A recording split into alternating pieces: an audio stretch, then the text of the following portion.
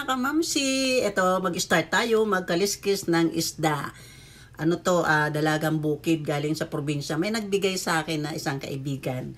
So, kaliskisan natin at itong pangkaliskis na to mga kamamsi, binili ko pa ito sa Divisoria. O yan, yan o.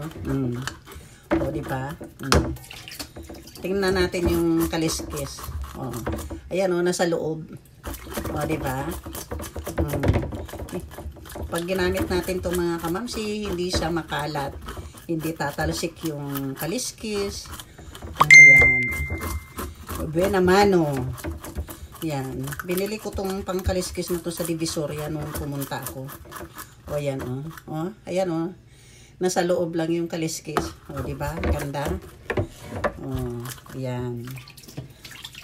Ayan o. Ayan. Nasa loob lang yung kaliskis niya, o diba? Hindi siya tumatalsik mga kamamsi.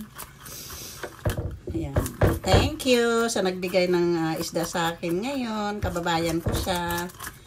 Ayan. Galing ito sa probinsya, sa Romblon, ang isda ko. Ayan. Iprituhin ko siya mga kamamsi. O diba? O yan na. Tapos na. 3 piraso lang naman to. Ayan o. O, ayan.